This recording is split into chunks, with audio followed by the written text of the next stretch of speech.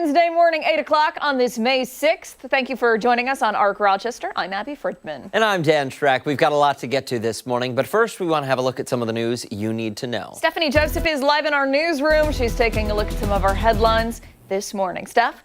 Hey there, guys. We do begin with a total washout this morning, a rainy commute and water levels rising through the day. With all this rain, property owners along Lake Ontario are taking precautions. In Sodas Point, water levels are at 247 feet, which activated the first stage of the town's emergency management plan. The mayor telling 13 WHAM New York State has agreed to deploy large drones to survey the shoreline. And we are working to learn more about a house fire overnight in the city. Crews were still on scene on Manitou Street near Clifford Avenue this morning. The first calls for the fire came in around 2 this morning. We have reached out to the Rochester Fire Department to find out more about the damage or any injuries. President Trump has paused Project Freedom. The plan involved the U.S. guiding ships through the Strait of Hormuz. According to the president, the blockade of the waterway will remain as a final agreement with Tehran has progressed. There is no word on when the next round of peace negotiations could take place. And that's what you need to know. All right, Steph, thank you. We appreciate it. Now let's get a look at what we've got brewing for the next 2 hours, starting with a celebration of strength, purpose, and not giving up. This morning, we are looking ahead to the I'm Still Standing Women's Summit. We're going to sit down with one of the guest speakers to learn more about how the event is bringing inspiration and empowerment to those in our community. Then Blackfriars Theatre is closing out its 76th season with a powerful, true story. This morning, we're going behind the curtain of their upcoming production of Parade.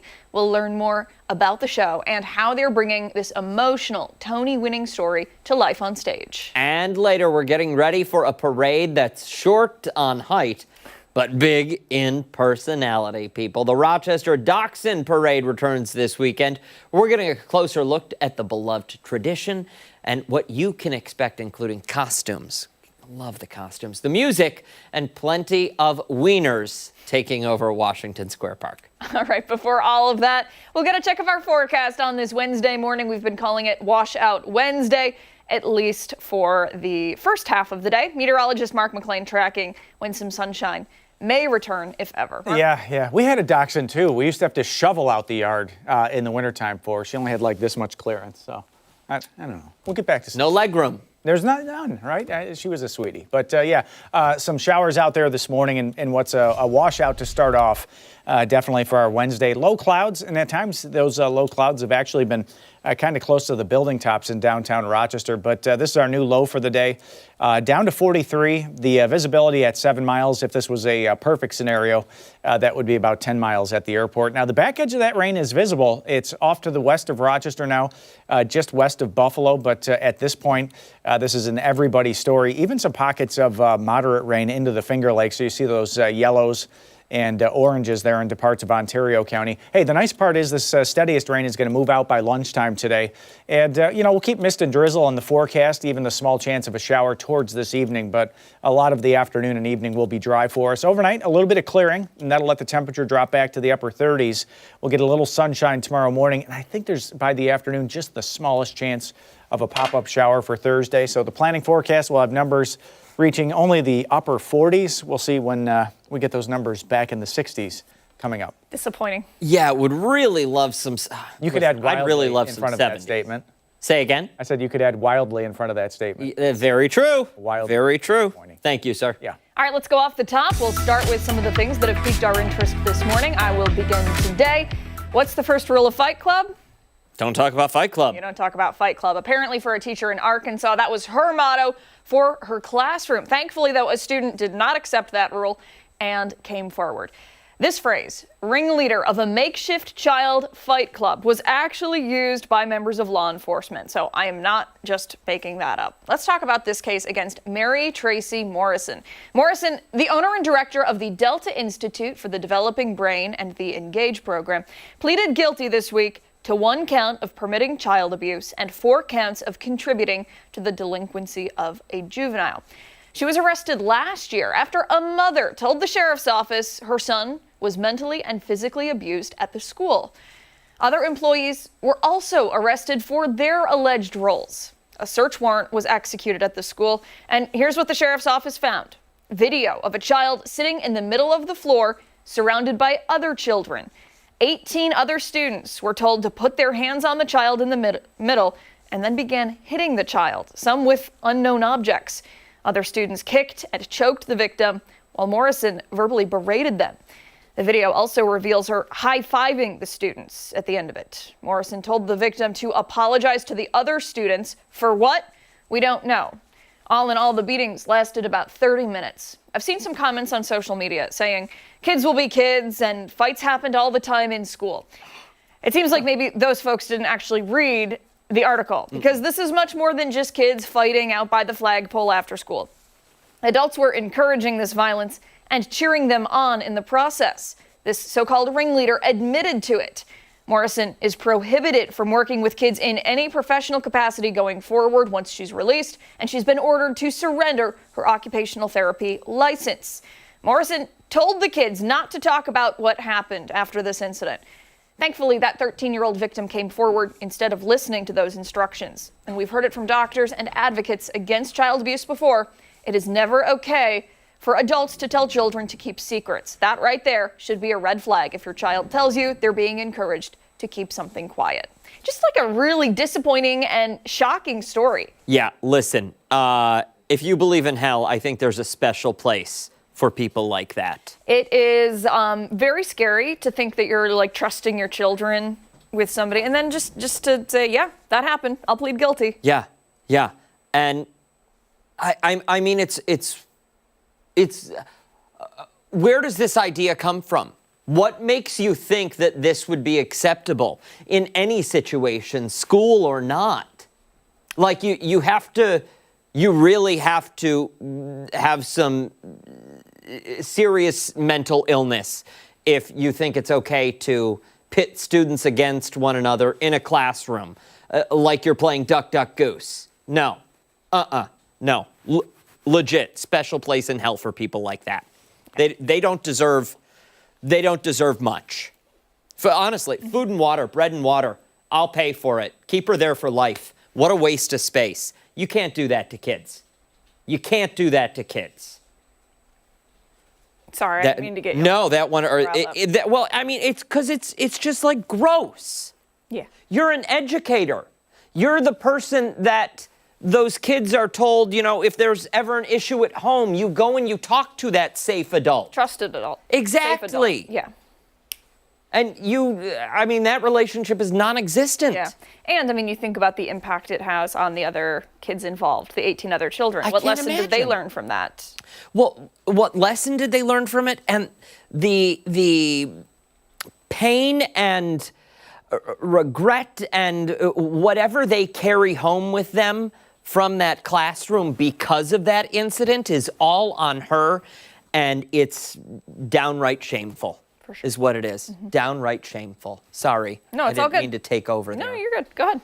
All right, let's move along to mine. I just spilled my coffee. You did. But I really love coffee. I really, really love coffee. The smell of it, the ritual of it, the energy it gives me. But so does Brian Nickel. He runs one of the biggest coffee chains on earth. And recently on the Wall Street Journal podcast, the Starbucks CEO was asked whether the current economy was hurting his business. Here's what he said.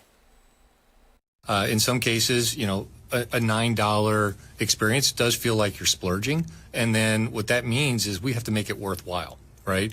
And then in other cases, people believe, well, this is a really affordable premium experience because they're saying well, it's less than $10 and I get a really premium experience. So regardless of where you're stationed in those income cohorts, we want to make that experience worth your while.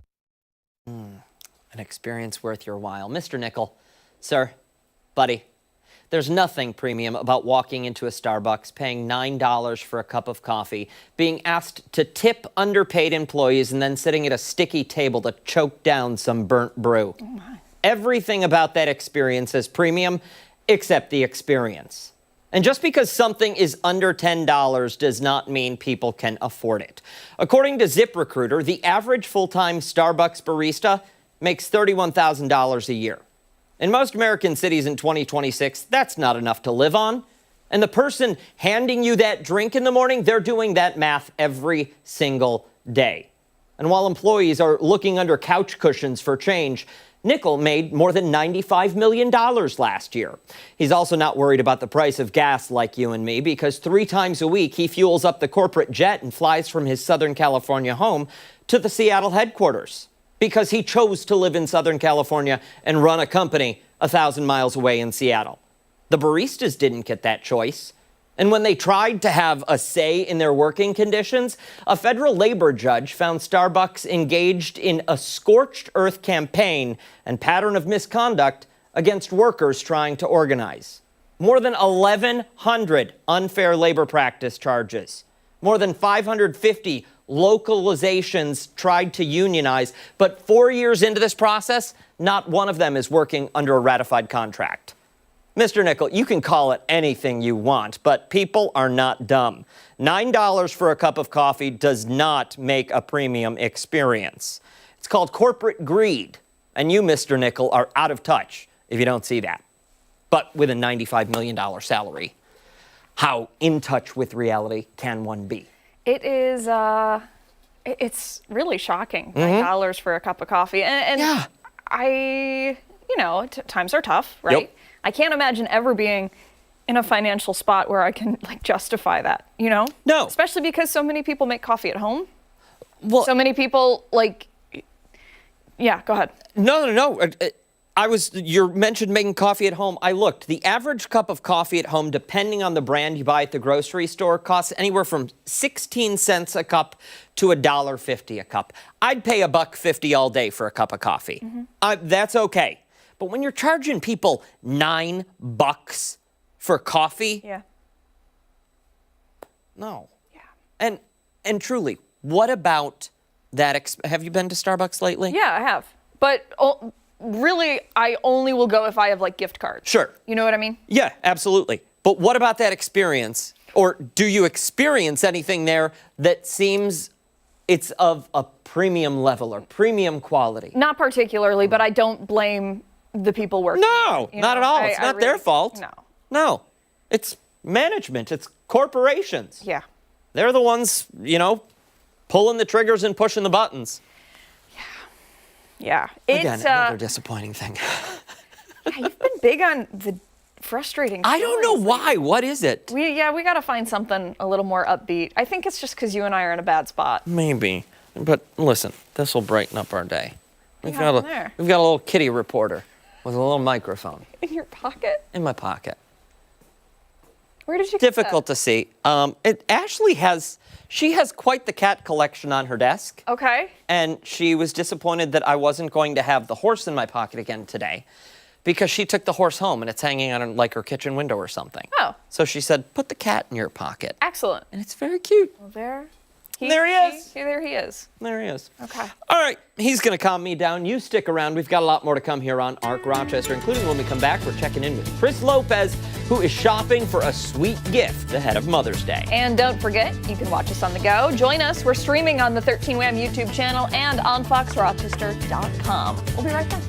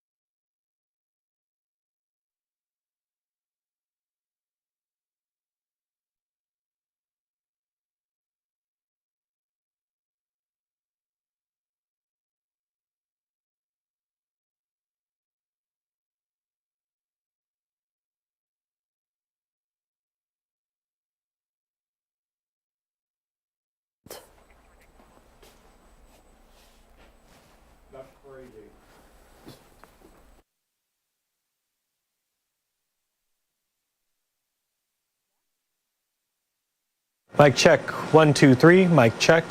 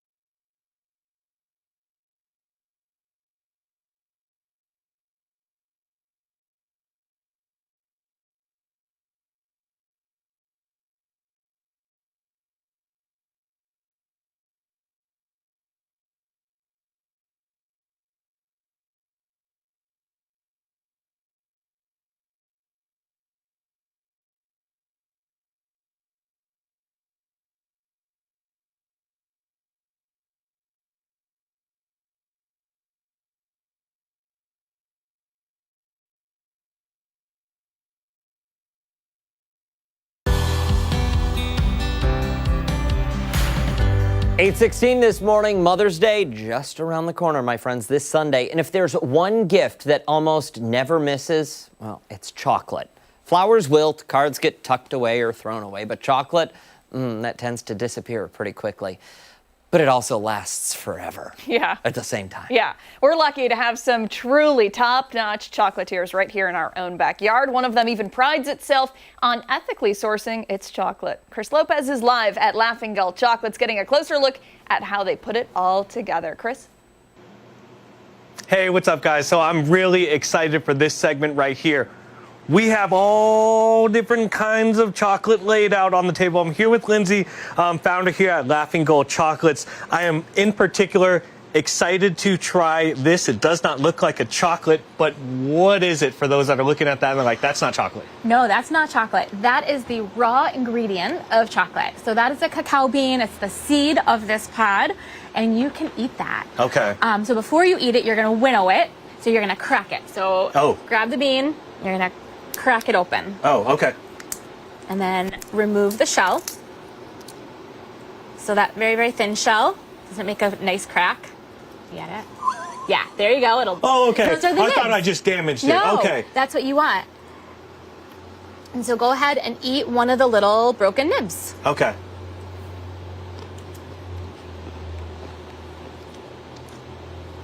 Okay, it's not. Oh, man, that's not as good as I thought it was going to be. Oh, wow. Man, I thought that was going to be good. Hold on, So let me try there- one more. All right. Not for you. No. That's So bitter. one day, 5,000 years ago, somebody tried this and thought it was the best thing they'd ever had and made it the lifeline of their society. It's so bitter. Okay. Bitter, it's really acidic. Yeah. Yeah, sour. Oh, man. All right. Yeah, let's try some chocolate. Okay. I'm going to put these Get down. that flavor out of your mouth. I really like these. I thought I would. For All right, whatever I'm that's disappointed. Okay, we'll move down Yeah. the line then. So we can start off with an 85%, which is also going to be bitter, but less Okay. bitter than what you just tried. Yeah. So this is an 85% from Colombia. Yep. And when you talk about Colombia, a lot of people, to me, this reminds me a lot of wine and coffee. Yeah. The terroir. Yeah. Right? Where it's grown, what that soil is going to entail is going to really dictate how that chocolate tastes. Right, exactly. It's where it grows, it's the variety of That's cacao, good. it's how it's That's way grown. good. It's dark, but it's fruity, That's it's good. smooth. And then Yeah. moving on to this one Yep. here. So this is a 70% from India, which is a new origin, a new place where it grows. Love that. Like the 70. Yeah, 70 is a good kind of happy medium. It's nice and dark. That's good. 70 is a really good place to start for dark chocolate. Yeah. I say the higher you go, it's going to get more bitter. Moving on to this. This will be my favorite. I thought that was going to be. Well, this is going to be different. Okay? Okay. So we have a chocolate truffle that is made with this and a dark chocolate berry like ganache, and it's absolutely amazing. This on its own, you have to erase all preconceptions of chocolate because it's different. I was calling this tiger chocolate. This is jaguar chocolate. Jaguar chocolate. And it's yeah. rare. There are only a few hundred of these trees in the world that we know about, and it's going to be really mild, really subtle. It's going to have a different kind of creamy consistency. That is a different taste. Wow. Totally different. Yep. It's almost like I'm little not bit- eating chocolate. It's a little bit Okay. like dulce de leche, a little coffee-like, Yeah. maybe a little bit peanut buttery. Okay. It's so compared to this bean. This bean, it's a different species, and this bean is a completely different color. So you can see how it makes chocolate like that. Okay. And then we have 3 more to try Yeah. in less than a minute. Yeah. So I'm excited for that Stone alone. ground chocolate, again 70% from Dominican Republic. Fantastic. I've already tried it though. And then these two. This is milk chocolate from Ghana, co-op in Ghana, and then this is almendra blanca, which means white almond, but it's a lighter color cacao bean, and it makes a completely different variety of chocolate. While I'm eating this, what's your hope for Laughing Gull? Is it to inspire more chocolatiers to ethically source their chocolate? I ask that because you're buying you're buying chocolate that's more expensive. Yeah. You could choose to not. You are a business. This is America. Very, capitalism rules all. You are choosing to make less money. Why? Yeah, the sourcing of this is important. It impacts every single person who has their hands in the bean to bar making process, right? So all of these farmers, and then all of the land. The way that chocolate grows in the rainforest all around the equator actually impacts the climate here. And we're all connected, and it really, really matters. So this sourcing is important to us, plus it makes a higher quality chocolate that we can all enjoy. Yeah, you taste that definitely. Do you hope to inspire other local businesses to source their, because you're not going to be the only chocolatier now or in the future. Yeah. Do you hope to inspire other chocolatiers to source their chocolate ethically? We would love that, yeah. We want to think about other businesses, work with other businesses, and other consumers as well. To think about where they get their And food this from. Saturday, you're also, sorry to cut you off, but this Saturday, I want to get this in, you are doing a tasting. Yeah. Fantastic. What time does that start? So we have an 11 o'clock mimosa pairing, and then a 2 o'clock chocolate and tea pairing. Come check this place out. Even if it's to buy some of this chocolate here, and you don't want to get involved as a pairing or a tasting, just talk to Lindsay, and you're going to learn so much more about chocolate, stuff that you didn't think you needed to know or that was even around. You're going to just find out by coming in here and buying a truffle, we'll say. Your mom will love the truffle, and then you're going to learn a ton about chocolate. I'm going to send it back to you guys in studio. We're going to be in the showroom showing you guys the different kinds of chocolate that Lindsay has, because believe it or not, she has more than this. Back to you in studio. Chris, do they have vegan chocolate there? Because Dan is getting really, really grumpy. I have chocolate in my day. It's just I'm I know, just but you don't not have eating. that. I know. They do have vegan chocolate. They do. Absolutely. Yes. Yep. Oh, yeah. Do you want to follow that up with we'll bring some back for you, or? I Nah, did just not gonna want to leave follow that. it up with Yeah. we'll bring some back. All right. Leave that hanging Chad right there. All right. Thank you, buddy. He ducks out of the frame. Don't go anywhere. When Ark Rochester returns, it's time for weather trivia. Meteorologist Mark McLean will be here after this.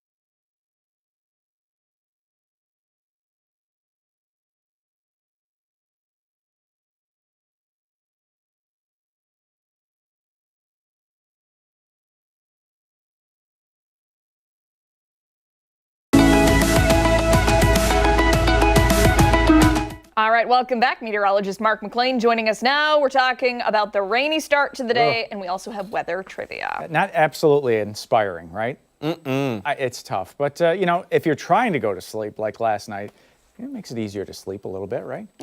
Listen, it cleaned my car. That bird issue that I had. Yeah, all done. Taken care of. Nature's scrubber. That's Yes. what we call rainfall. For pollen counts too, right? Takes it out of the air. But I guess we'll run with that theme for weather trivia this morning. And yeah, it's just talking about rain. A lot of areas are close to an inch in western New York from last night into this morning. And Mother's Day is this Sunday. We have some showers in the forecast. Do you know what the rainiest Mother's Day on record is for Rochester? So, you know, it goes 0.88, 1.1, 1.23. Actually, there's two 1.23s. Why is there two 1.23s? I don't know why there's two 1.23s. Uh-oh. Don't touch it, Dan. I- Just leave it. Just leave it? No. She's telling me to just leave it. Oh. Anyway, Those are the options. those are the Yep. options. I'll change one of those options for next time, though. What are you going to change it to? I don't know. We'll have to change it. Okay. I apologize for that. Little. That's fine. Mistake. We all make we- mistakes. We accept the apology. It's a wet weather comeback in western New York. Here's the amounts over the last 2 days. It's if you do the quick fuzzy math, it's 7,800, 7 inch of rain since yesterday in the city. Canandaigua is actually over an inch to the southeast of Rochester. Here's some of the amounts just since midnight here. So it's 5,400ths in Canandaigua. South Bristol close to an inch. Batavia's 2/3 of an inch there. Warsaw 2/3 of an inch. Ontario a half inch, and Clifton Springs almost 3/4 of an inch of rain. Now the forecast, thankfully, does start to dry out by midday today, although you still see that small chance of rain even into this evening, although it's a much lower chance, about a 20 to 30% chance versus what we have on the 7-day right now, which is a 100% chance of rain because it's been raining quite literally all morning. There's the cloud deck. At times, this has actually been hitting some of the buildings down in the city. 44 degrees, the cloud height, 4,400 feet. Visibility back up to 10 miles, so that's an indicator that rain is definitely lightening up. But just give yourself a little extra time. It's not a huge deal, but could be a little ponding on some of the roadways from some of the rain amounts that we've had. What's with that color variation? I noticed it at 5 o'clock. When one of those radars goes over the yellow stuff, it turns red and then fades back. Not that one. You'll see it again in just that one there. So why does it do that? So it just samples and highlights what we call a decibel. It's sort of like when you have a home theater, stereo, car stereo, whatever. Sure. The audio is measured in decibels. You know, the higher the decibels, Yep. the louder the noise. Lower the decibels, the lower the noise. So on radar, greens, light greens are very low decibels, so very light returns. Yellows, oranges, anything over that gets highlighted as it passes by because it's above a certain threshold. Okay. So it just means it's a more moderate type of rain. Or, you know, if it was a thunderstorm, could be hail, because that's a larger particle in the atmosphere that's falling down. Okay. You know, something like that. But that's just a plain old steady light rain that's falling east of Rochester. Interesting stuff, right? Yeah. And you can see the tilt levels too in Buffalo. Look at Buffalo. You see those rings? Mm-hmm. So every minute the radar scans at 4 different levels. So the tilt beam goes up a little bit, and that's what you're seeing. As it tilts up, you get to see that little scan around Buffalo. So some interesting stuff. Yeah. Good question. Satellite radar has low pressure to our south, and it's moving away. So that's going to take most of the rain with it, but this isn't going to happen until probably closer to lunchtime. So, you know, if you have outdoor plans and you want it to stay dry, it looks like it's mainly dry for this afternoon, but you can see that there is still that small chance into this evening of seeing a shower around. But overnight does clear out. Weak high pressure comes in briefly.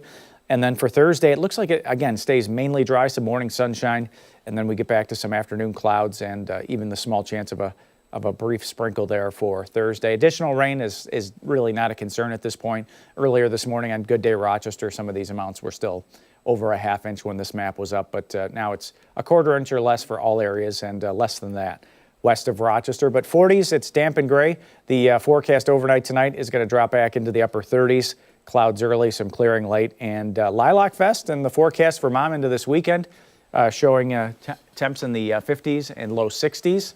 We'll see that morning shower chance on Saturday, passing showers on Sunday, and still cool into next week, upper 50s. You know, like 2 months ago, we would be begging for this weather. Right? I know. This would have been So- a I dream. know. It's all. This it's all would have been a good. dream. This is what, May? Yes, Six. May 6th. Yep. Yeah. Either of you been to Highland Park recently? Not No. recent, not this year. Not this Okay. year. Yeah. I just want to know the status of the blooms, like where they're at. We have a lilac in the yard, and it's on time, I would Yeah? say. So I would expect probably that most of the blooms are on time. Some of the cherry trees, the crabapple trees, the magnolias, pretty much spent at this point, although Okay. some of them will still be open. Okay. Some of the later varieties probably will be opening shortly. So if you're getting out there and you're going to brave the rain, Yeah. you're at least going to see some flowers. And it's not going to be a wash. You see the 7 day, you see the rain icon in there. It is not going to be a washout. But, Good. Of the next 7 days, there is a small chance on each one of those days. Okay. Thanks, Mark. Yep. Much more to get to this morning on Arc Rochester. We'll be right back.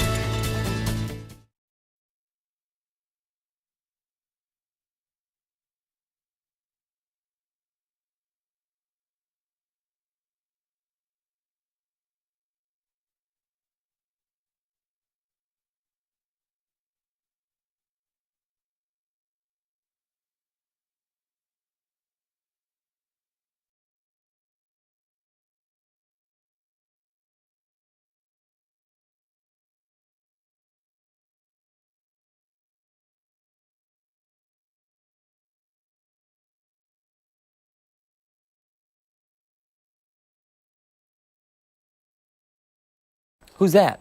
Did you ever read the message? Hey, Angela. Hey, what's up? Good How's it morning. going? It's good to see you. I was looking at your weather forecast and I was like, you're right. That's it's decent. I mean, it's not bad. I mean, it's not Listen, great, but it's trash. we're trying to be Okay. It's We're trying. garbage. We're trying to be positive. Listen,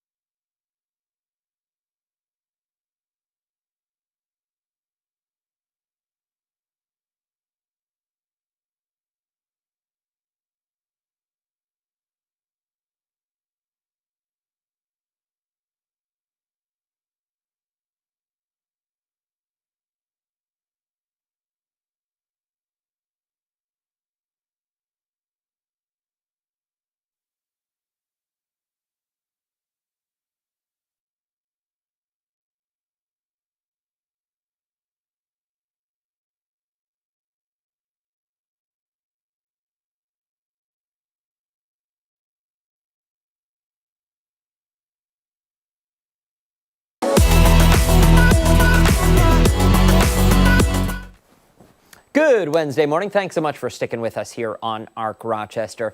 We want to take you behind the story this Wednesday morning as Boston issues a warning sign to the rest of the country. High prices are chasing highly skilled workers out of the city. And as the National News Desk's Angela Brown reports, it is becoming a problem nationwide. When you think of Boston, what comes to mind? Top-tier sports teams, elite universities. Well, now, Boston may be too expensive even for graduates coming out of Harvard and MIT. A new survey finds that 26% of people in their 20s plan to leave the Boston metro area within 5 years, many citing rent and the cost to buy a home. Rent now averaging nearly $2,900 a month. Home prices around $800,000 or more, almost double the national average. Personal finance expert Dave Ramsey is putting it bluntly, saying young Americans are getting squeezed. Corporate America has screwed you. Car debt is at an all-time high. The car companies have now got you signing up for $1,200 car payments. Student loan debt is at an all-time high. And this is Gen Z and millennials. And of course, credit card debt, thank you to the big banks, is at an all-time high. And Boston is far from alone. In New York City, the city lost 114,000 more residents to other U.S. cities than it gained in 2025. On the West Coast, 40% of Bay Area renters spent more than 35% of their income on housing in 2024. Even the cities people fled to are starting to price people out. In Austin, Texas, for example, workers now need to earn nearly $38 an hour just to rent the typical home. There's a supply gap somewhere between 4 to 7 million homes in this country. So the only way you're going to create more affordability, more availability, is creating more homes. So where are people moving to? Many of these young people to the Southwest and the Southeast, South Carolina, coming in number one for the state people are moving to, followed by Texas and Florida. Reporting in Washington, D.C., I'm Angela Brown. And for more on this story, we are joined now by our good friend Angela Brown. Angela, thank you so much for talking to us this morning. One thing I'm interested to know a little more about, because I find it astounding. People are leaving the state of Texas, even though it's a state where you don't have to pay income tax. No, people are coming to the state of Texas. They are coming to Texas. Did I make that? Well, that's what I was trying to say. Got it. Okay. I misunderstood. My apologies. That could have been the way I said it. But yeah, they're coming to Texas and they're moving to Florida. I think South Carolina was number one, and then it was Texas, and then Florida. And then you mentioned those state income taxes. Yeah, people are very much attracted to those states because of that. But what's interesting is, even though we're seeing a lot of people move to Florida, to South Carolina, Texas, and Florida, you still have some of those Gen Z people. And I was just looking at this new report the other day, are still going to the big cities because 18 to 22, I think that's in their age bracket. They still want to have that nightlife and that experience. But overall, when you look at the population, folks are moving to places like South Carolina, Florida, and Texas. Yeah, you think about the dreams you have when you are in college, early in college, late in college. And at least for me, as a journalist, I wanted to be just like all of those journalists from like the 90s rom-coms, right? Yes. And I thought like I would have a cool studio apartment in New York City and like I'd have a nice shoe collection and all this stuff. The reality is, though, that would obviously never happen. But now more than ever, you never know. Girl, it's not going to happen. Now more than ever, it seems like that is obviously unachievable, but having something even relatively close, living in the big city, living by yourself, having more than 2 pairs of shoes, it's getting harder and harder and harder for young people. It blows my mind because when I was looking at some of these friends along that line, when they say it's $3,500 if you want to live in New York City, that is the average. And I always go on TikTok and I like to see those beautiful apartments and people paying like $5,000 a month. If you want to live in New York, I have 20 million roommates or something like that. So yeah, the dream has become unattainable for so many young people, so many people overall, but especially young people. When you graduate from college, no matter where you graduate from, who can afford $3,500 and who wants to live with 6 or 7 people? So that's why I think a lot of people are saying forget it, and they're just packing their bags, and they're moving far onto the suburbs. But some of these people are actually moving south and southwest because it is cheaper when you live in some of these cities. Although I used to live in Charleston, and I thought that was relatively expensive, but when you compare it to other cities like, New York, San Francisco, it's like a drop in the bucket. Angela, I wonder, and you might know the answer to this, but are more young people now considering, maybe I won't choose college? Because here's my thought. If I'm smart enough to go to MIT and graduate, but I can't afford to live in the city that MIT is in with my MIT degree, that's a problem. Isn't that crazy? I mean, we've seen the numbers. I've done a number of stories of people, you've heard the push of people going to trade schools. And then they say with AI, a lot of these other jobs are going to become more practical, like being an electrician, because we're going to need those jobs as coders. Maybe some of those positions may start to not go away, but you maybe could have a computer do it. So we're seeing people kind of move towards those trade schools. But overall, when you look at the data, though, regardless of what you want to say about that, a person with a college degree on average still makes more. I don't know if that's going to change in the future, but as it stands right now, that college degree does mean that you will make more than without one. So, I mean, we see the industries changing. We see the move towards AI. We see there's a need for more trade skills, and that is growing right now. But yeah, I still think the college degree, if you just look at the numbers, you're still going to make more. Yeah, I think just for the most part, everybody, like I said, for the most part, can agree something's got to give at some point. Like, we have to stop with the climb and, hit a plateau or level out somewhere. Exactly. Absolutely. It doesn't seem like that's going to happen, though, does it? No. I mean, no, seriously, because, they talk about in order to bring housing prices down, they have to build more houses, but that takes a long time. So what do you do in the meantime? Yeah. I guess with you 7 pay roommates. Yeah, 7 roommates and pay $2,900 each. Yeah. Wild. I mean, an $800,000 house, even in Boston, that's a lot of money. I mean, what do you have to do to make that? To actually afford that house? And the average American makes around 100,000 something, a family of 4. You can't afford that house. Sounds like you need a couple of degrees from MIT to afford that house. Yes, and throw in one from Harvard, too. Yeah. Angela Brown, always a pleasure. Thank you so much. Bye. We have much more to get to here on Arc Rochester. When we come back, we'll check in again with Chris Lopez. He is searching for a sweet Mother's Day gift. And don't forget, you can take us on the go wherever you are. Arc Rochester is streaming live right now on the 13WM YouTube channel and foxrochester.com. Stick around. We're back on the other side of the break.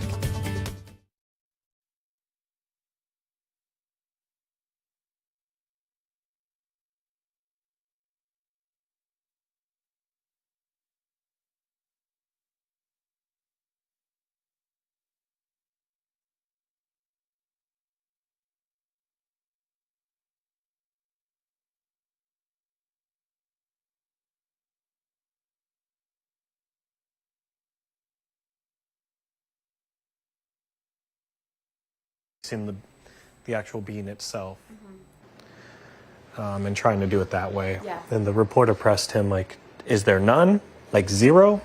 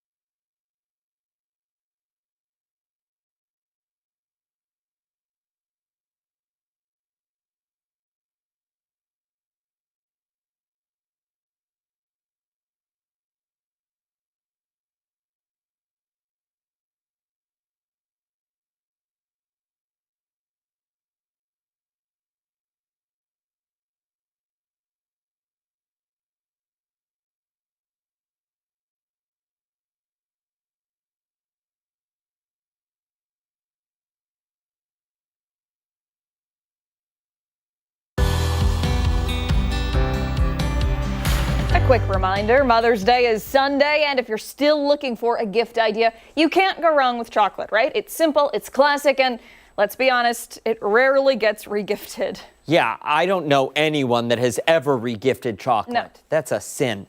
One local chocolate shop emphasizes ethically sourced ingredients so you can feel good about what you're giving your mom. Chris Lopez is live this morning at Laughing Gull Chocolates, checking out all the sweet treats on display. Hey there, Lopez. Hey, good morning, guys. So we're going to be giving you guys an expose, a tour here at Laughing Gull of the showroom of the different kinds of chocolates that Lindsay Tarnoff has here, and you have a lot. So we're going to start with yours, and we're going to work our way around the room. But let's start off with your spring collection up there. 5 chocolates. Who are they developed by? So this was developed by our production manager, Rebecca, who's absolutely phenomenal. She has been working with us for, I believe, 4 or 5 years now. So she's been with us a while. She's really knowledgeable about chocolate and flavors and was passionate about developing 5 new products for us, 5 new chocolates for us. What's in there? Yeah, so we've got the milk and honey chocolate. We have a black sesame chocolate that's enrobed in white chocolate. We have a lemon floral chocolate. So it's kind of unique. It's got, it seems comprehensive. All, and you have different kinds. And then let's move down towards the different kinds of, because you have a chocolate in a liquid form as well. Yes, yes. So the spring collection goes to Rochester Rapid Response Network. So that one always is, we give a portion of the proceeds with whatever like seasonal collection we have. But yeah, these spreads, we have a salted caramel chocolate sauce, a salted caramel sauce, chocolate raspberry spread, and that is, all of them are delicious. They're all favorites. The raspberry is seasonal, but you can just spread those on a piece of bread. You can make a hot chocolate out of them. They're delicious. It just tastes good on its own. Okay, I yeah, like you that. can eat them with a spoon like for that. sure. Yeah. Yeah, we have some dipped fruit, and then baking we're really passionate about, right? So We love our sourcing, sourcing ethically, transparently sourced chocolate, and we bake with these ingredients also. So we have cocoa powder. Here we have milk couverture, so you can make chocolate chip cookies with them as well. The bars. This seems like it's more for your casual chocolate lover, someone who doesn't want something too dark or something too light. These bars, you have what? Peanut butter. You also have the turtle bar. Yeah, these seem like they're for everyone. Yeah. Yep. And then we'll move over to some of the, it looks like these are your barks over here. Yep, so we've got a variety of barks, a lot of dark chocolate with flavors. We have a spiced stone ground, which is black pepper, so it's not spicy, but it's got some cinnamon in there, and a little bit of a texture. We have a cinnamon banana milk chocolate, which is really good. And then we've got some nuts, hazelnut and almonds. And then we do have one spicy one as well, cayenne peanut. And then from the bark to some of the chocolate that you actually don't make, but you're selling other people's ethically sourced chocolate as well. Why? We want to promote other people who are doing good and making delicious chocolate, because that's really important. And there are a lot of amazing craft chocolate makers out there who are doing good work. When someone is shopping at a store and they're looking for something, they got the idea from you, this segment here, they want to source ethically. What is there something they should look for on something like this, on a kind of a mass-produced chocolate? Yeah, so it's never a guarantee. You always have to do a little bit of research. Okay. But generally, things to look for are information. The more information, the better. So if it tells you where the chocolate is from, that's a good sign. If it tells you that it's direct trade or ethically sourced, also good signs. And then again, you just have to dig in a little bit more. Okay, just read a little bit and you're going to find out that chocolate is ethically sourced.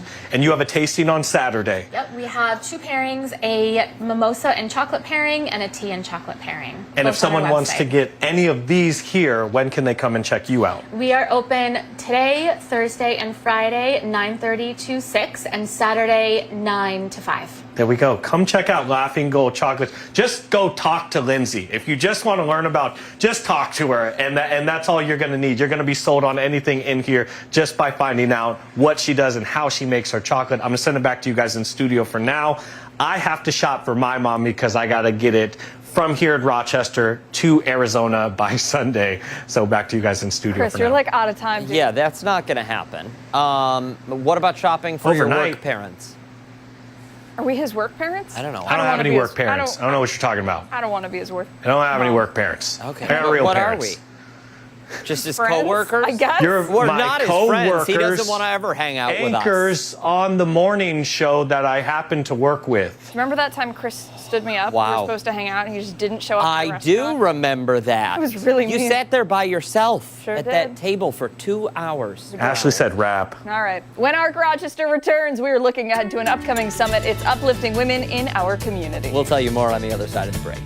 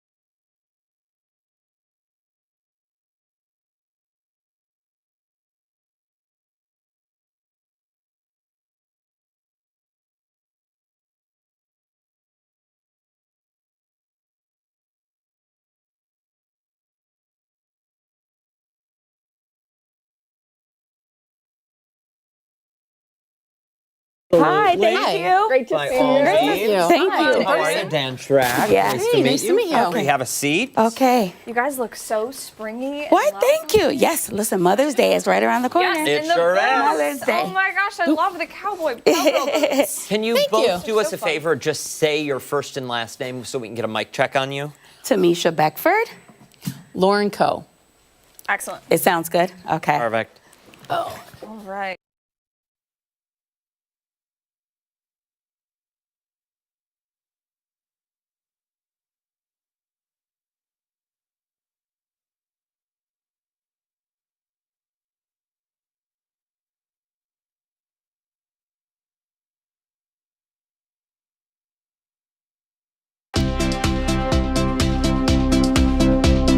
Hey, if you're looking for a little inspiration, one upcoming summit, well, they've got you covered, aiming to uplift and empower women across our community. The I'm Still Standing Summit is a celebration of strength, faith, and resilience, and also purpose, bringing together powerful stories and practical tools to help women keep moving forward. For more on the event and an upcoming photo shoot, we're joined by host Tamisha Beckford and guest speaker Lauren Coe. Good morning to the both of you. Good morning. Good morning. Thank you so much for having us on your show today. This is so interesting and such a unique conference. Tell us a little bit about it. So I got the vision. God gave me the vision in October of 2025. Actually, when I was coming home from work and I was listening to Elton John's I'm Still Standing, I love that song. And so as I was driving home, he gave me the vision to do a photo shoot with women, getting all of our women together and just to celebrate the triumphs, right? And victory, right? Like, we don't talk enough about overcoming obstacles, right? Like, we always talk about the struggle and the trials and the tribulations. Well, this is a time for all of the women to get together to just celebrate in their triumph and victory over life's obstacles. And I'm so excited to be hosting this and to be a part of it. I think it's fantastic, and I can't imagine the networking connections that women will be able to make at an event like this. Yes, absolutely. So I'm actually going to be talking more about the I'm Still Standing event on Sheila's Panelist podcast on WXIR Radio, Friday, May 29th at 6 p.m. So I hope you all tune in and check it out. So I'm just excited. Yeah. Yes. And I imagine you're excited too, Lauren. I'm super excited. When Tamisha talked to me about it, and she was like, "Oh, this is what we're looking for," and I'm like, she goes, "Are you down for it?" I'm like, "Girl, I got you." Because, we as women, when I think about that song, I'm Still Standing, I mean, it was originally, it was written by Bernie, a friend of Elton John's, and because he was going through a horrible breakup, blah, blah, blah, blah, blah. But for Elton John, he was going through so many different struggles. And he says, I'm still standing. And I think especially we as women need to realize we're still standing. Get back up. That's the measure of a woman. Not how many times you get knocked down, but how many times you choose to get back up again. And so I was honored when she asked me. I was just so honored and humbled. Absolutely. And what a choice it is when that decision is made. It can be extremely powerful. I'm wondering, for someone sitting at home who is unfamiliar with all of this, what can they expect? They can expect empowerment, togetherness, a wonderful photo shoot, August 20th from 6 to 7 p.m. It's just an exciting time. And then we're having followed by a dinner banquet with more details to follow in October. So this will be also around the Domestic Violence Awareness Month in October. So this is just a time to come out and celebrate and to share their survival stories. It seems like a great opportunity to grab your friends, grab your female coworkers, and make a whole event out of it. Is that right? Can you bring a table, or how does that work? So there will be vendor opportunities available as well. So around October, around the dinner banquet time as well. So yeah. So it's exciting. So vendor opportunities and opportunities for sponsors who want to hop on board that hey, I'm all about empowerment. If you're about empowerment, you need to hop on board. Exactly. It's going to be a not miss opportunity. How do they get involved in that capacity? So they can send me an email request directly to me at TamishaBeckford35@gmail.com.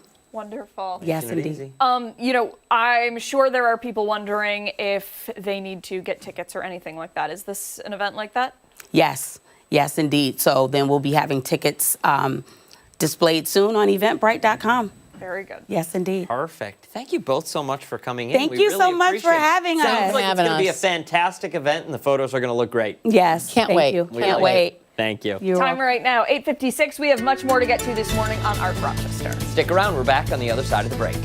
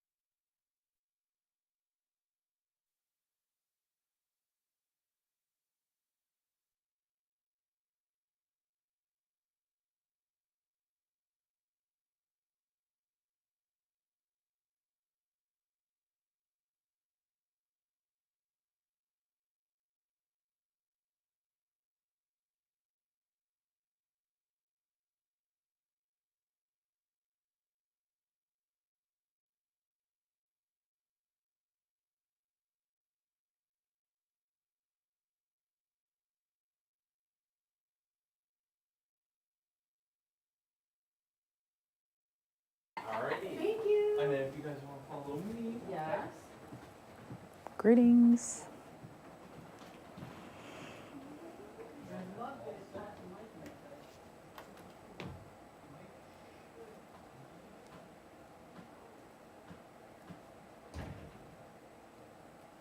Should I be saying words? Words. I can I'm hear you. saying. If that's what you're asking. Yeah. That's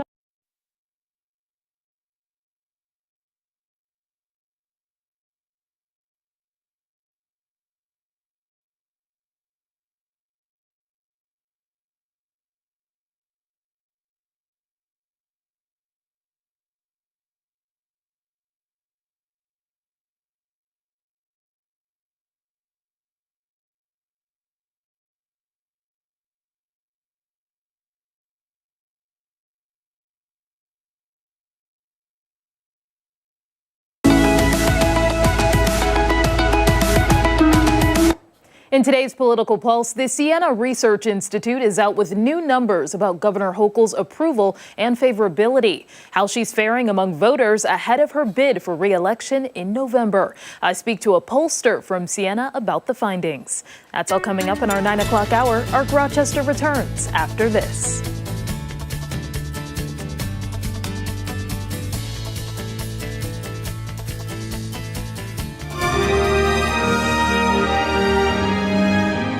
Amazing America 250, America Remembers, is sponsored by Prevagen. The pressure on America was intense. The Soviets had beaten the U.S. into space by sending the first human into orbit just weeks earlier, but America would answer back. May 5th, 1961, launch day, America was hungry for a win, and the man to deliver was Alan Shepard. All eyes turned to a launch pad in Cape Canaveral, Florida. Astronaut Alan Shepard strapped into a capsule called Freedom 7.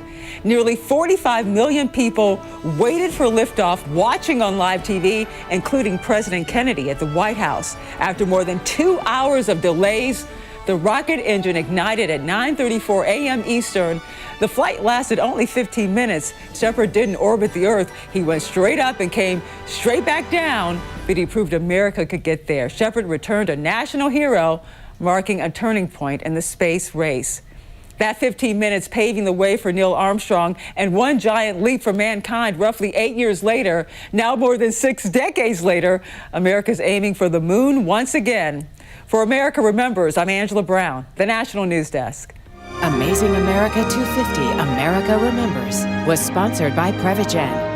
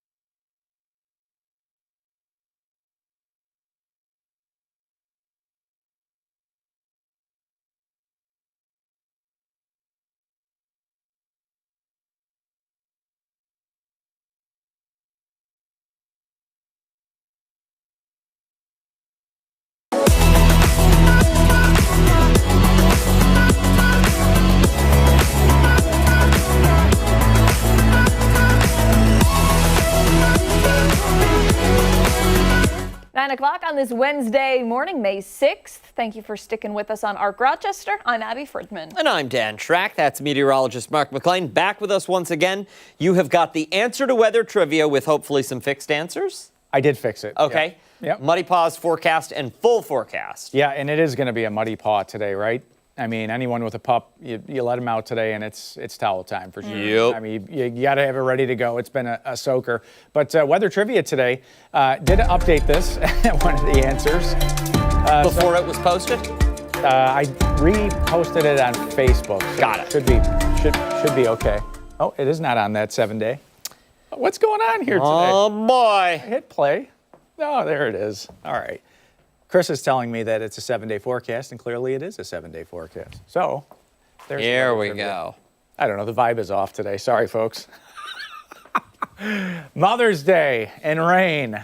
Hopefully, we won't have much of it this year. But 0.88, 1.1, 1.53, or 1.23. What's the all-time record in Rochester for Mother's Day? Sarah has C, Ian D, Laura A. So some of this was probably skewed because of the two answers were the same. But Paul B, Yvonne D, Michael C. Next page has Janet, David, Lori, C and D. She's going to go with both of those, but I fixed those, Lori. Rebecca B, Rod D, Tom and Debbie have B. Cassandra has C, Kay has C or D. Allison has D, as does Sandra this morning. The next page has Barbara and Debbie at B. Mary C, Beth, Kyla, and Louie going with the last two options. I don't think this, I don't know Charlene if this is working out well. Cheryl C, Lisa D, Lisa's dad B, and Dave, Cheryl's husband, has D. Katie's got C, Robert, Katie's husband B, Even, Richard C, Deb C, Jack, Deb's husband D, Colleen and Kevin have D this morning. What do you say? You know, I'm going to go with everybody who said D. Yeah, 1.23. Yeah, why not? Nice. You got it here. Inch and a quarter of rain. That's, I mean, for this time of the year, that is absolutely a soaker. And that was on Mother's Day back in 1990 here in Rochester. I was thinking maybe the next couple of days we could just do Mother's Day weather trivia. You know. Sure. Why not? See if we can come up with a Listen, couple more. as long as none of it involves snow, we're Right. fine with it. Look at these two. Look at this. so Ruby and Pearl. This is our good friend Blonde and Crazy's dogs. Is it? Yep. Okay, very cool. You know, those ears are going to be scraping on the ground out there today. I know. Ears. Good Look at pup. Cute. I know. Send us the pics of your pets when you can. We love to see them. It's that QR code on the screen. You can just scan that or just go to 13wham.com/chime in and ship us your photos. We'll get them on the air for you. But today, definitely going to go towel time. I don't know if it's quite bath time, but I guess it, you know, if you get one of the, you know, a depression in the backyard where all the water collects, you know. Depends on how low to the ground, I guess you are. We had that dachshund story on earlier.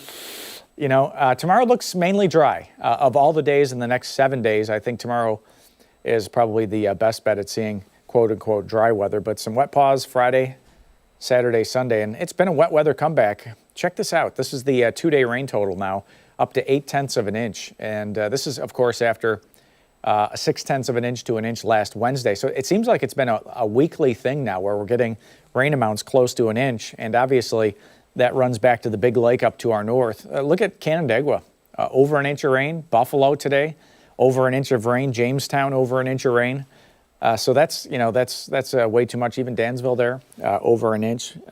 Clouds now, we've got the visibility back up to 10 miles, 44 degrees, and the morning low was actually 43. But the drop there in the cloud height, and you can just see it kind of scraping the buildings downtown there, the clouds as they move on through. Ultimate Doppler shows that steadiest rain east towards Syracuse now. That's the yellows and the oranges on radar. So that's where some of that heavier rain is going to go. And west, starting to see it break up. And, you know, this was the expectation that by 10, 11 o'clock this morning, a lot of this rain would be out of the picture. And by lunchtime, I think it will be closer to Rochester. So the afternoon outlook is much better than the morning outlook. It was a wet drive in. It was wet at the bus stop, and a lot of that rain is moving out now. Future weather for us, we'll have temperatures stay in the 40s.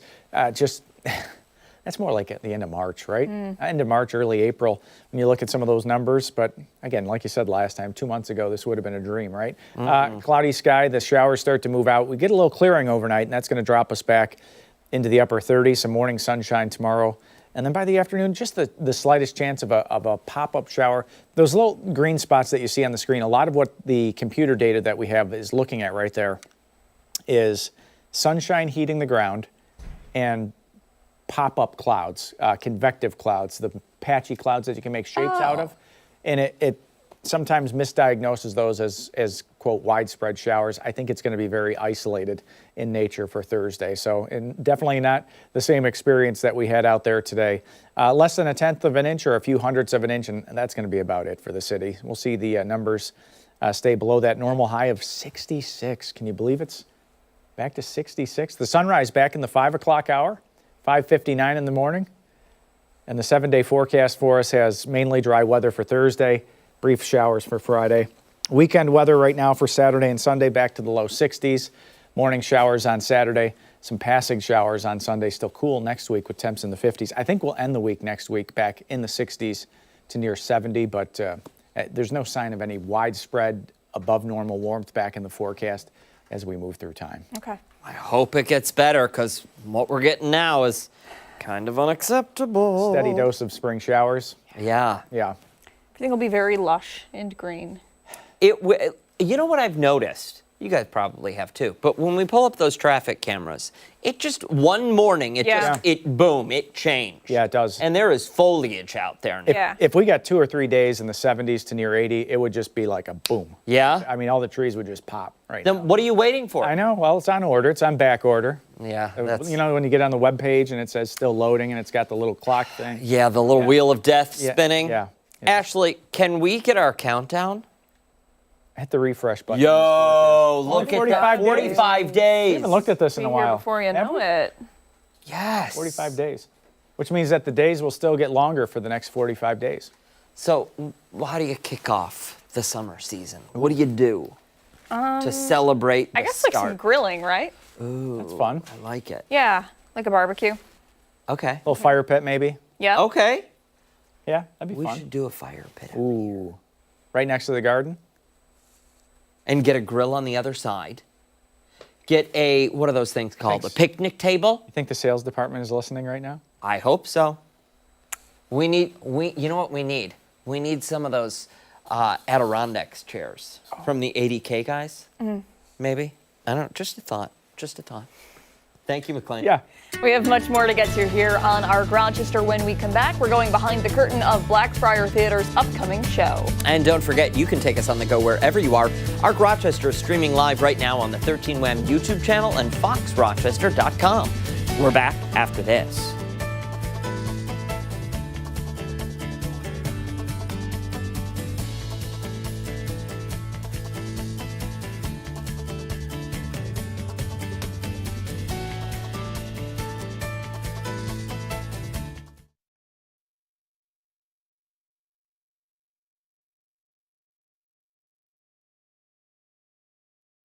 We would have to come back at night. Pull them out and play with them. And I'm not. But during the show, no phones outside of the green room. It stays there. I was like, I'm dead serious about this. And even last night, I was like, Joey, Ava. I was like, I'm dead serious.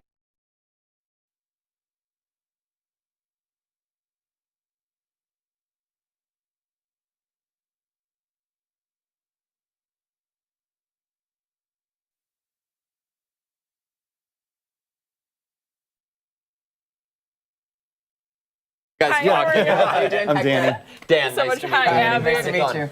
Thanks for coming in. Perfect. Thanks for having us. This is great. Yeah, I have no pockets, but I can. Patriarchy.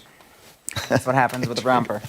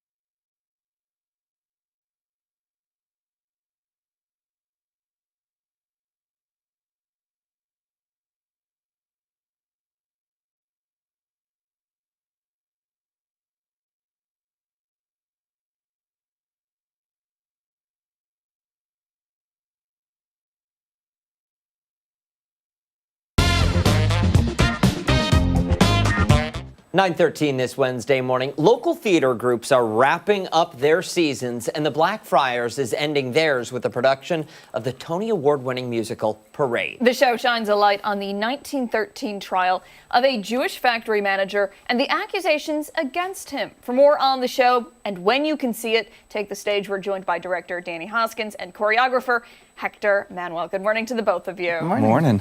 Let's get right into it. Give us the overview of this story. Yeah, so as you just said, it's the real-life trial of Leo Frank in 1913, a Jewish man in the South who was wrongly accused of the murder of a young girl. And it explores kind of the social, political, cultural stigmatisms, life, bigotry, issues that were happening at the time in the South. But it also kind of elevates the themes of hope, of love, of joy, and a real the resilience of the human spirit.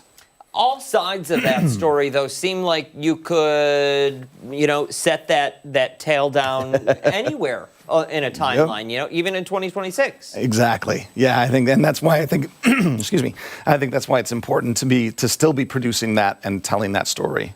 Interesting. Yeah. So tell us a little bit about the choreography. I imagine that plays a pretty big role in this story. Actually, a lot of it has to do with our cultural competency and our aspects of diverse way of thinking and our intimacy direction, which kind of blends into the movement. It's really awesome to tell a story like this that has so much depth. So through a lot of the research from our dramaturgy team, through a lot of the work from our intimacy director, Sarah Bickweet-Penner, we were able to really dive deep into the cultural backgrounds and the cultural context of the time period and translate that into some really great work that I think will be very palpable to the audience. We're seeing video. I imagine this is one of the rehearsals on tape here. How large is the cast? We have 19. 19. Yeah. 19 in the cast. Yeah, and they range from, there's characters that are supposed to be as young as 13, so they range from high school students all the way up to kind of legacy community members. Okay. Yeah. And I imagine that it has become a very close-knit group of people between the cast and the crew and everybody else in between. Tell us about the relationships that have been formed during the process. I think what's really cool about Blackfriars, I'll go to the opening of an envelope for Blackfriars because it's definitely a theater by and for artists. So I think Rochester is very lucky to have a space that really makes sure that everybody who is committed to their craft and their artistry has a place to come and create really great work. And I think that's what really ultimately bonds the cast, is that they really care about the show, they care about this storytelling, and they work with each other and elevate each other.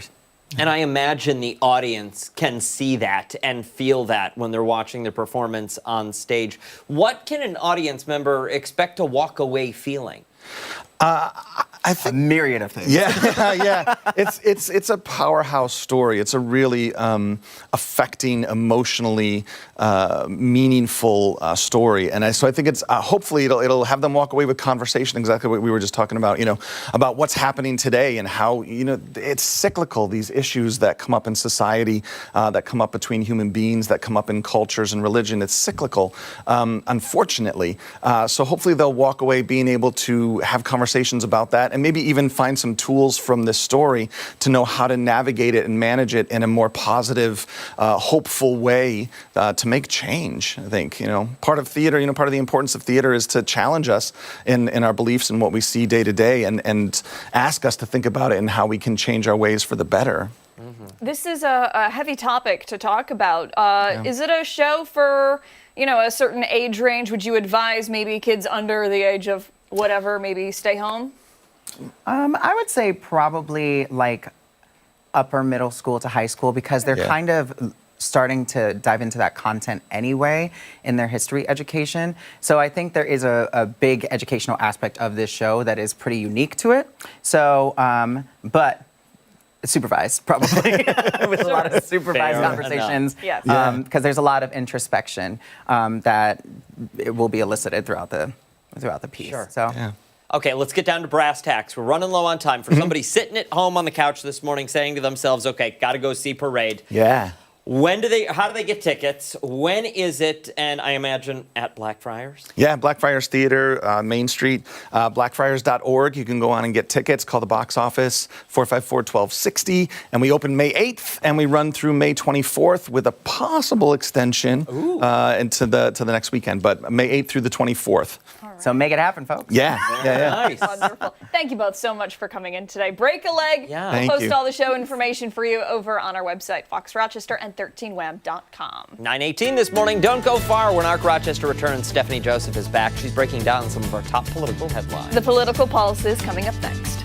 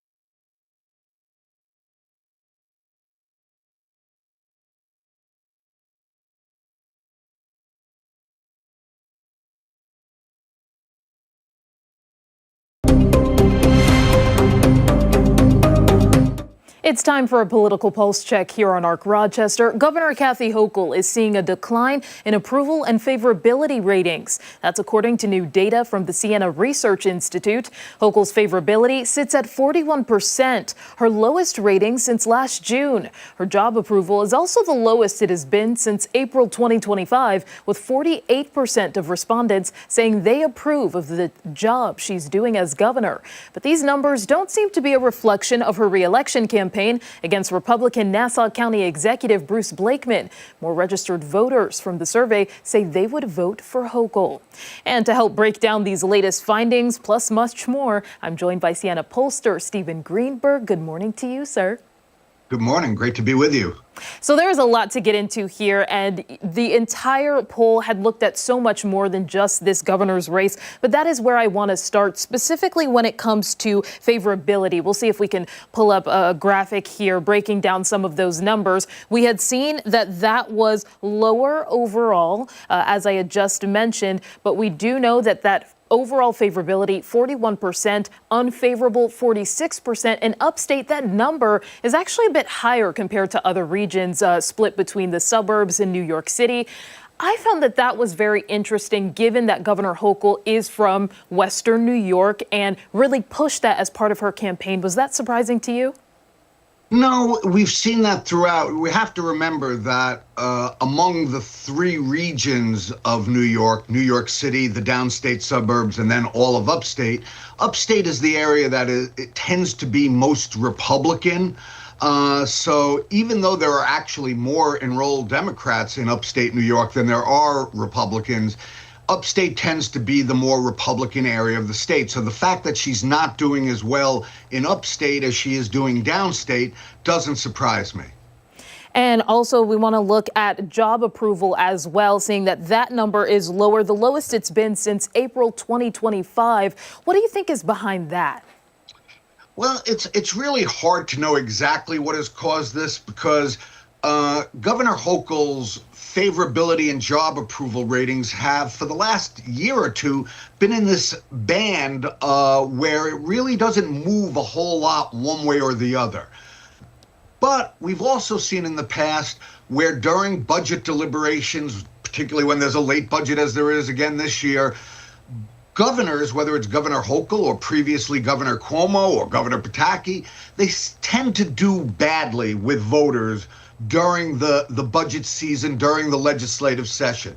We'll see if they get a budget wrapped up in the next week or so as they're talking. We'll see as we move closer into really more full-time campaigning, whether she's able to turn that around or this drop in 8 points of her favorability and job approval ratings this month is the start of a trend. And that is really interesting that you bring up the budget because there were also some questions about issues as well that was raised in the poll.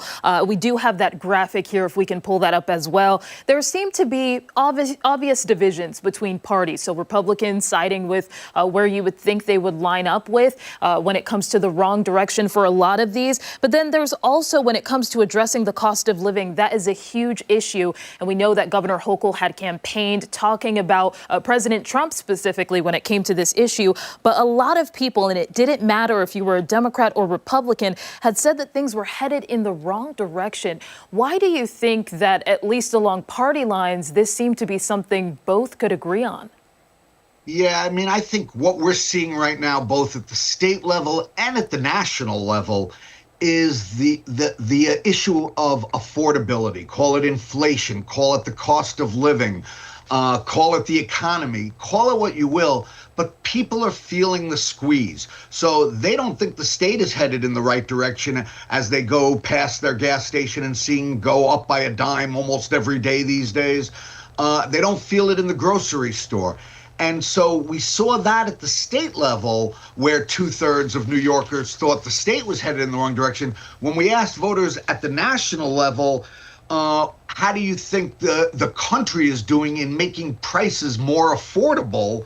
73% of New Yorkers said the country's in the wrong direction when it comes to making prices affordable. So voters are feeling the economic squeeze, and they are feeling it when it comes to how they look at state officials, local officials, national officials. And I think another interesting element to go back to the budget for a second is that we're seeing that $260 million just about price tag for this and $1 billion, price tag for this. And a lot of people have been talking about that because that is the record number. That's the highest that it's ever been. Yeah, absolutely. But we asked voters, we wanted to have a question to ask about the budget, but we were afraid they were going to reach a budget agreement while we were in the middle of polling. So we didn't do anything specific. But we asked voters, we said the state is going to have about a $260 billion budget with programs in education, healthcare, transportation, infrastructure, and many other programs. Do you think the state spends too much, not enough, or just about right? And what we find is a plurality of voters, 36% say we don't spend enough on those programs. 29% say we spend about the right amount. And 22% say we spend too much. So if you look at it, 65% of voters say New York State either spends about the right amount of money or not enough money on these important programs. And keeping all of this in mind when it comes to issues like affordability and so on, I do want to pull up another graphic that we have here talking about if people had the choice. You had asked voters that were a part of this survey, if they had the choice to vote today, which candidate, Governor Hochul or Bruce Blakeman, would they vote for? 49% overall for Hochul. And then we see a bit of a division upstate as well. It is still lower for Blakeman, but 43% for Hochul, despite despite her approval and favorability being low for upstate, there are still voters that would vote for her today if they had the option. Was that interesting to you? Yeah, well, I mean, it's not all that surprising because think about this. Right now, Bruce Blakeman's favorability is 17% favorable, 19% unfavorable. Well, those are really small numbers. What does that mean? 64% of New Yorkers have either never heard of Bruce Blakeman or don't know enough about him to have an opinion. So it's one thing to say, how do you feel about Kathy Hochul? Maybe yes, maybe no. But when we ask you, are you going to vote for Hochul or Blakeman?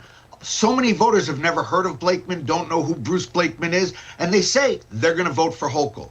We also have to put this in the context of New York is a blue state. Why do I say that? More than twice as many of the enrolled voters in this state are Democrats compared to Republicans. No Republican has won statewide in New York in 24 years since George Pataki won his third term as governor back in 2002. It's a hard thing for Republicans to win statewide. So what we're seeing right now with a 49 to 33% race is basically party enrollment.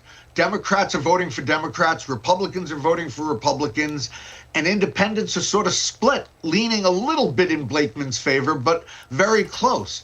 We still have a lot of undecided. Why is that? Because we're 6 months out from the election, and most normal people who are watching this morning are not crazy people like me who pay attention to this stuff 24/7. They're worried about their job, their kids, their parents, their health care. And they tend to focus on politics as we get closer to election day. So we're still 6 months away. A lot can change between now and then, but there's no question Blakeman has his work cut out for him to try and become known to voters so that he gives them a chance to vote for him. And you kind of already answered what I'm about to ask you, but given that we are 6 months away, do you kind of see that Governor Hochul will continue to exercise some sort of lead, whether it be sizable or a bit smaller over Blakeman? Well, again, a poll like this is a snapshot in time. It's not a magic 8 ball. It's not a predictor of what will happen in the future. It's where voters are right now at the end of April, early May, 6 months out from election. I would anticipate that Hochul will continue to lead, again, simply based on the fact that there are more than twice as many Democrats in New York as there are Republicans. But you got to remember, 4 years ago, Lee Zeldin, the then congressman from Long Island, now the EPA administrator in the Trump administration, Lee Zeldin came within 6 points of beating Kathy Hochul. She won, but it was 53 to 47%. It was the closest gubernatorial election in a generation. So, you know, people cannot assume it's like a ball game. There may be a team that's way favored over another, but you play the game because the underdog can win, and that's why we have campaigns. Let Blakeman, let Hochul educate voters about them, and then we give voters a chance to decide who they want to vote for. That is for sure. Stephen, I want to thank you so much for joining me this morning. Really appreciate you coming on, and also all the work at the Siena Research Institute. Thank you so much. Pleasure. And be sure to stay with ARC Rochester for your top political headlines. We are back after this.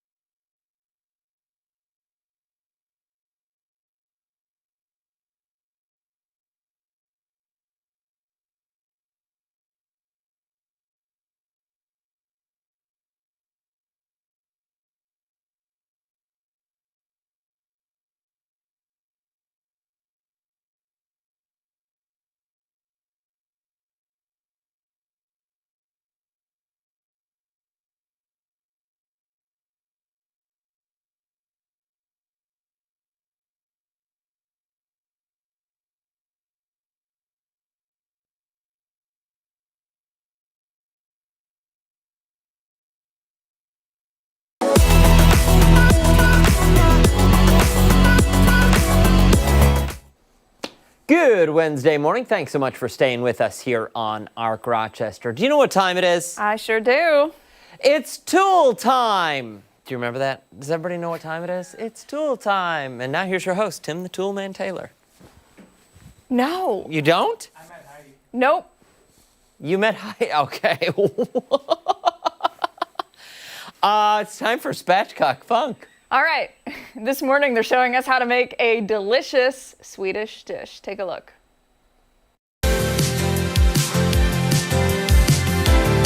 Yo, we got the sticky, icky, gooey chocolate cake, courtesy of our friends and sponsors, IKEA, y'all. And this is a Swedish dish. The Swedish chef will be proud, but it's one of those things like IKEA. It looks good, it's super stylish and cool, and it's easy to assemble. The first thing you're gonna do is preheat your oven to 325 degrees. Then, take a springform pan like you make a cheesecake out of, and just take some warm, unsalted butter and grease it up. I love greasing things up, like to grease the wheels. This is a greasy pan.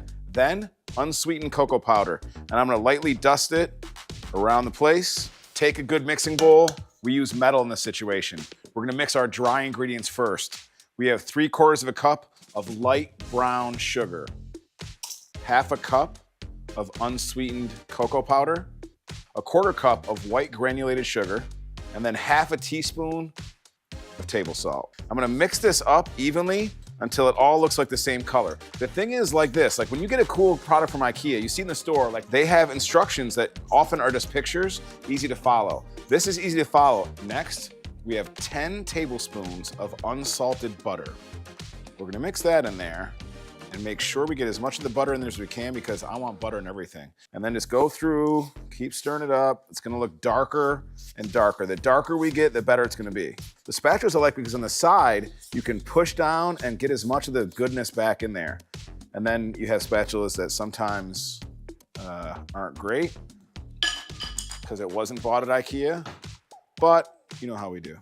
I've also got 3 around room temperature eggs. And I'm gonna do them one at a time.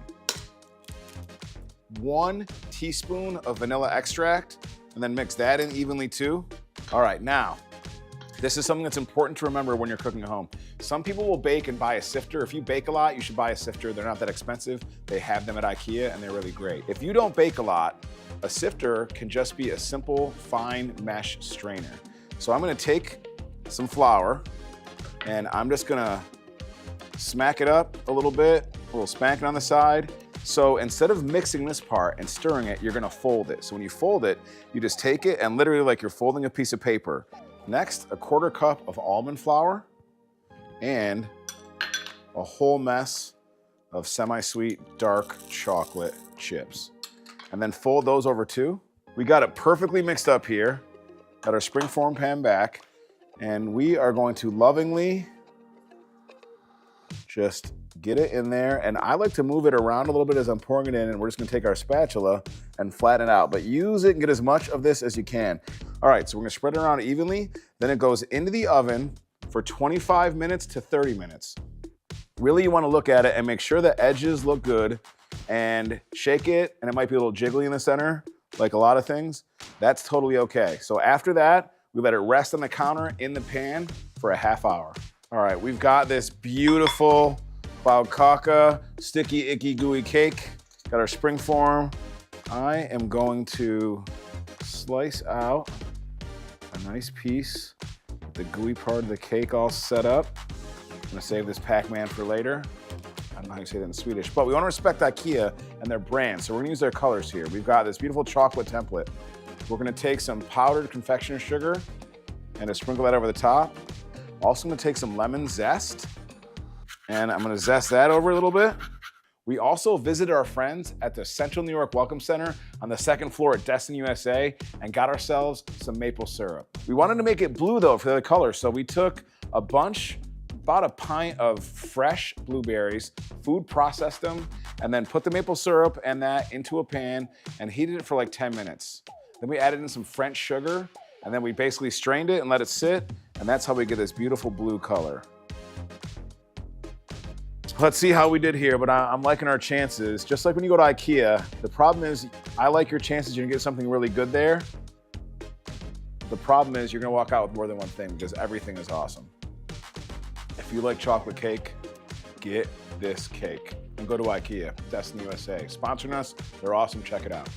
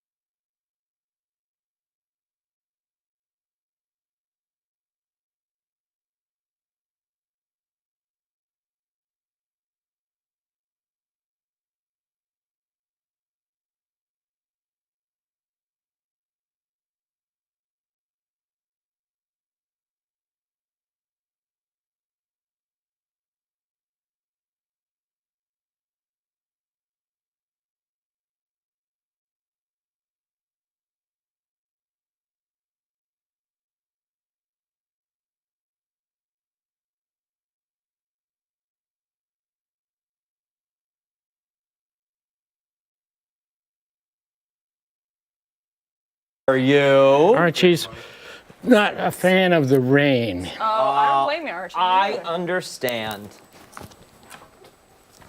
How are we doing? Good. How are you? Good. How are you?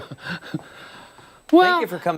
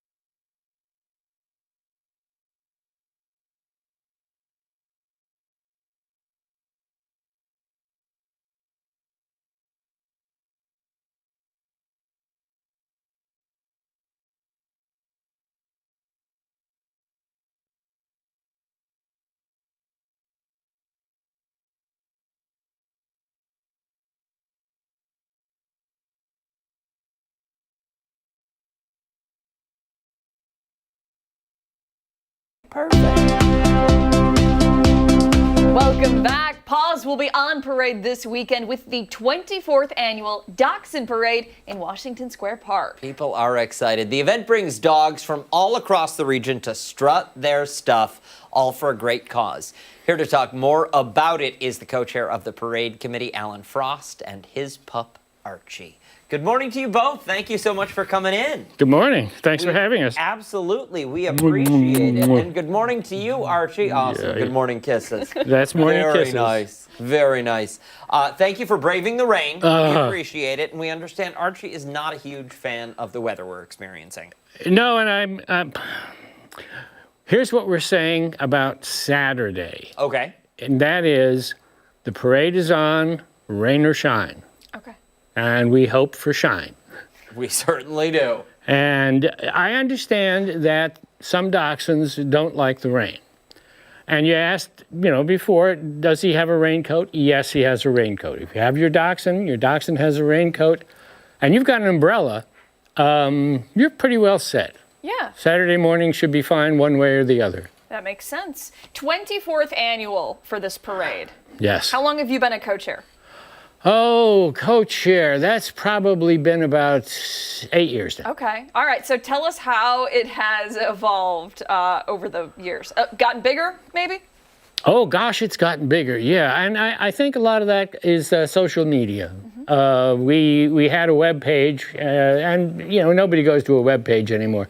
But Facebook is kind of our way of getting out. And we got about 3,000 members on our Facebook page. And people love to take videos and post the videos, and they're so photogenic. I mean, you just can't not take pictures of these dogs. Absolutely. Let me ask a question here. If somebody is sitting at home and they've got a dachshund sitting on their lap right now, but they've also got, I don't know, a Yorkshire Terrier or something next to them on the couch, are they allowed to bring them both to the parade? Here's what we say. Okay. This is the dachshund-only parade.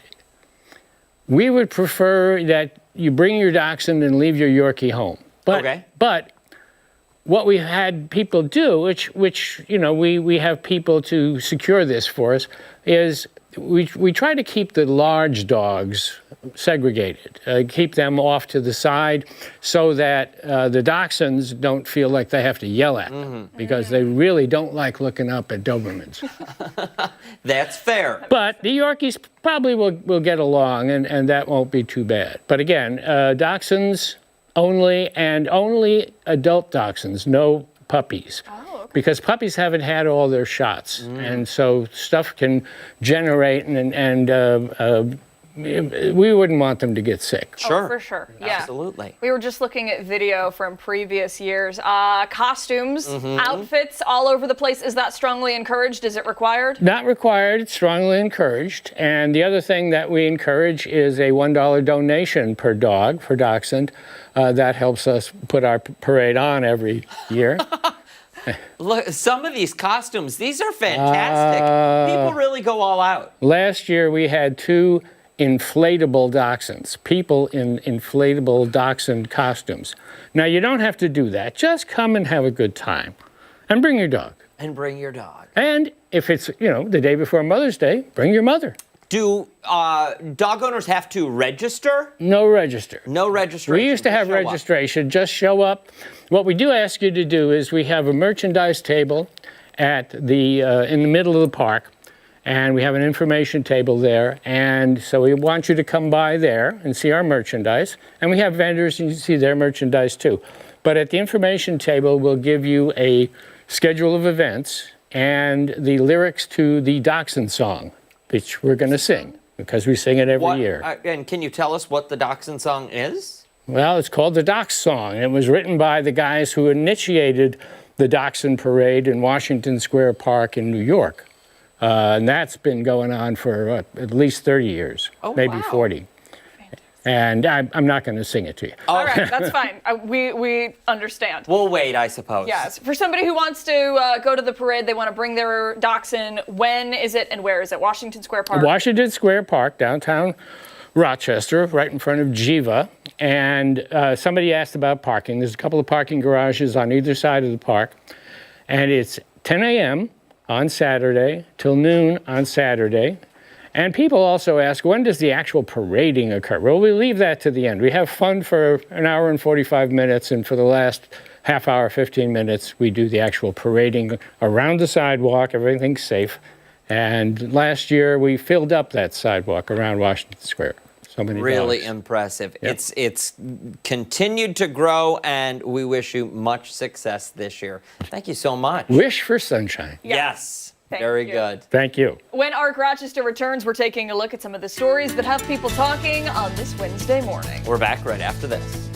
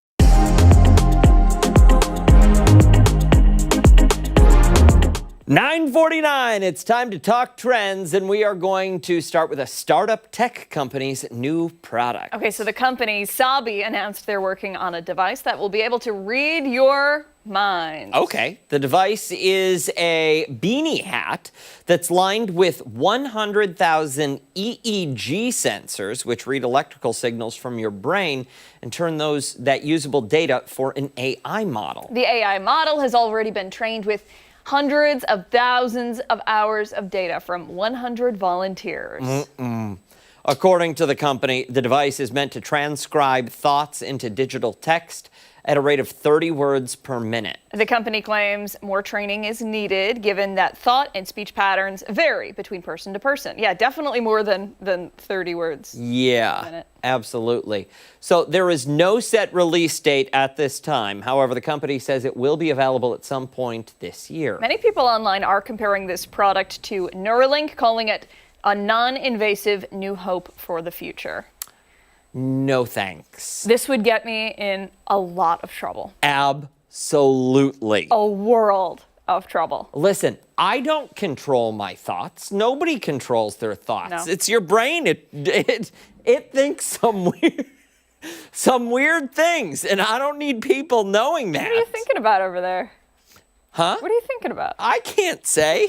But you would use it in a controlled setting.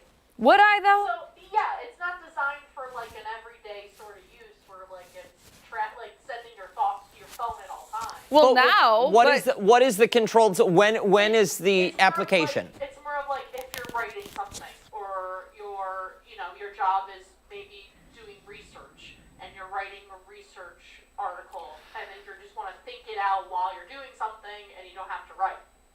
Type. See, I wouldn't want to use it. I would want to be. Yeah, I mean, for that kind of stuff, I just talk to text. Talk it out. And then you have the text. You don't have to think it. And it's not going, well, I'm sure talk to text goes to some sort of cloud and somebody is able to see it. But I don't know, this just feels very invasive. Invasive, yeah. Like, get the aluminum foil hat and put that on first. Just saying. All right, let's move along now to a man in the UK who's getting a lot of attention for a recent stunt he did. Back in 1984, Jack LaLanne, at the age of 70, famously towed 70 boats a mile and a half through Long Beach Harbor while handcuffed and shackled. Well, fast forward to 2026, strongman John Stevenson, at the age of 50, hauled a 2-ton police car 131 feet along a residential street. Hey, Dan, you want to finish this? Yeah. Down a residential street with his penis while also set on fire. There's a lot going on there. I feel like it's got to be one or the other. Either there's the penis or there's fire. It shouldn't be both. They kind of... Okay, Ashley says there's a reason. So Stevenson completed the bizarre challenge. Oh my God. Yeah, literal video from the stunt. As a way to raise awareness, for prostate cancer.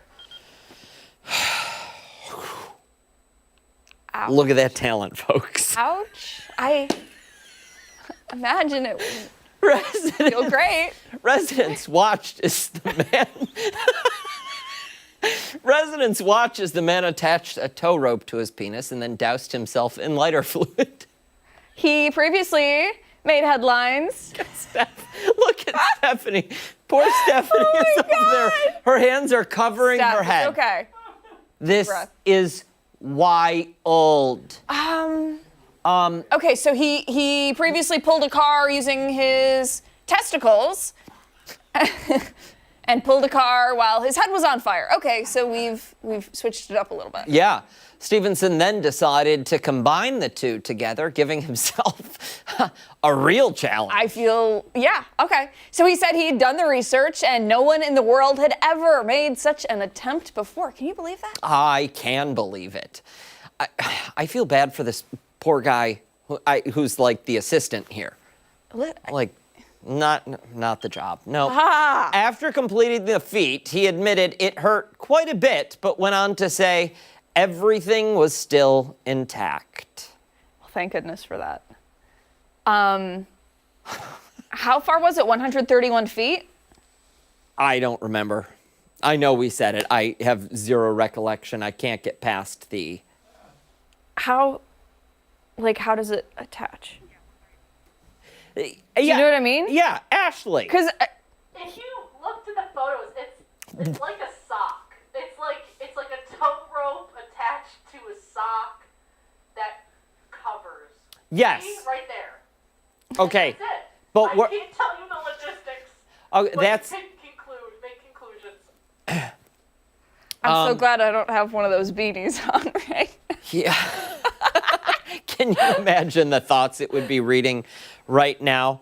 No, it's okay. I'm good. Listen, great to raise awareness. Yes. I think you could have picked a different way. Don't go anywhere. When we come back, our final thoughts. We'll be right back.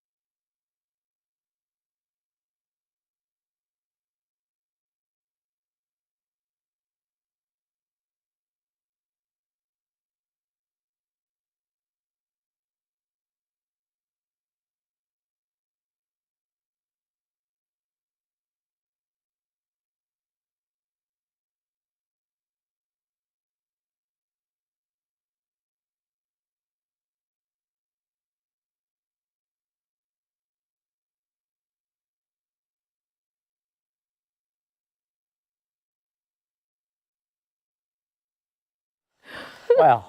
Time for our final thoughts on Arc Rochester. Busy, wet, and rainy day. Yeah. Mm-hmm. It's been a real tug of war in weather. Pretty hard, huh?